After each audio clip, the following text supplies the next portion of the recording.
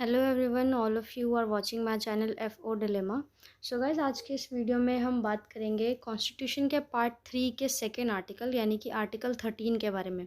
Article 13 के बारे में डिटेल में जानेंगे इस आर्टिकल में क्या लिखा हुआ है। तो बिना देर के लेट्स स्टार्ट द वीडियो।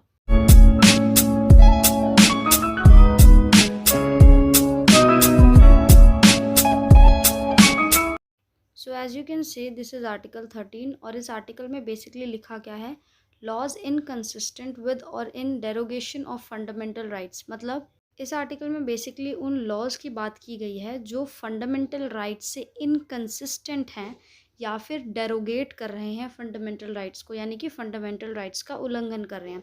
अब डीपली देखते हैं क्लॉज बाय क्लॉज आर्टिकल में लिखा क्या है।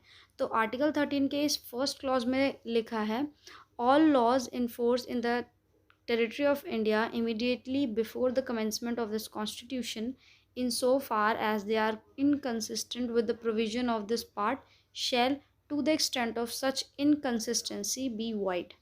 अब ये फर्स्ट क्लॉज कहता है कि कॉन्स्टिट्यूशन के अनाउंसमेंट या कमेंसमेंट से पहले जितने भी लॉज कंट्री में चल रहे थे, रूल्स एंड रेगुलेशंस चल रहे थे, वो laws and rules and regulations को उस हद तक ख़त्म कर दिया जाएगा, वॉइड कर दिया जाएगा, जब तक वो हमारे फंडामेंटल राइट्स को अपोज कर रहे हो। यानी कि अगर मान के चलो कोई भी ऐसा लॉ 26 जनवरी 1950 से पहले था और वो उस टाइम चल रहा था, और अब 26 जनवरी 1950 के बाद तो कॉन्स्टिट्यूशन अडॉप्ट हो गया, तो उसके बाद अगर वो लॉ फंडामेंटल राइट्स को अपोज कर रहा है, फंडामेंटल राइट्स के अगेंस्ट जा रहा है, तो उस लॉ या उस लॉ के किसी भी पार्ट को जो फंडामेंटल राइट्स के अगेंस्ट जाए, उसको वहीं के वहीं नल एंड वॉइड बता दिया जाएगा, यानी कि उसकी कोई वैल्यू नहीं रहेगी।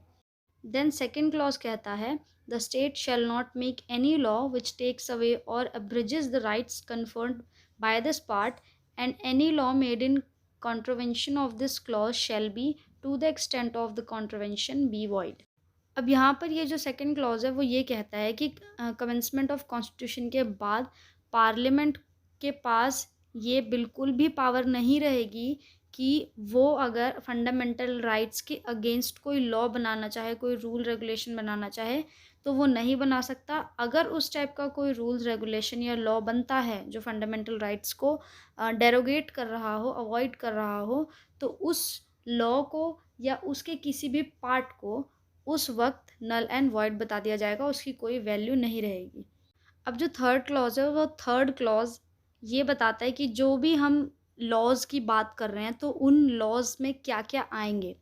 तो देखते क्या लिखा है, in this article unless the context otherwise requires, a law include ordinance, order by law, rule, regulation, notification, custom और usage having in the territory of India the force of law. अब इस लॉ में पहली चीज़ क्या आती है, यानी कि जहाँ भी हम लॉ की बात कर रहे हैं उस लॉ में क्या क्या चीज़ें आएंगी।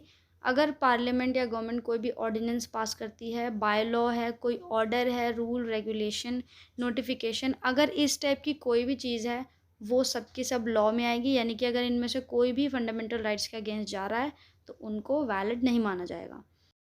उसके बाद इस थर्ड क्लॉज का बी पार्ट है जिसमें लॉज इन फोर्स की डेफिनेशन दी हुई है, मतलब बताया हुआ है कि लॉज इन फोर्स में क्या क्या आएगा।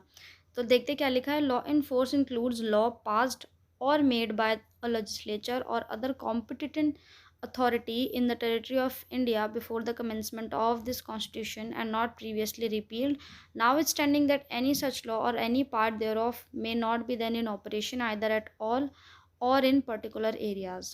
अब यहाँ लॉ इन फोर्स का क्या मतलब है कि अगर कमेंसमेंट ऑफ कॉन्स्टिट्यूशन के पहले कोई ऐसा लॉ बना है जिसके जिसकी वजह से फंडामेंटल राइट्स बिल्कुल भी अफेक्ट नहीं हुए हैं, और क्योंकि फंडामेंटल राइट्स अफेक्ट नहीं हुए हैं तो उन लॉज को रीअपील या ख़त्म भी नहीं किया गया है, तो इन फ्यूचर अगर कमेंसमेंट ऑफ कॉन्स्टिट्यूशन के बाद वो लॉज और उन लॉज का कोई भी पार्ट फंडामेंटल राइट्स को अफेक्ट करता है, चाहे पूरे इंडियन टेरिटरी में या इंडियन टेरिटरी के किसी भी पार्ट में, तो उस पूरे लॉ को या उस लॉ के उस पर्टिकुलर पार्ट को वॉइड कर दिया जाएगा, निष्कासित कर दिया जाएगा।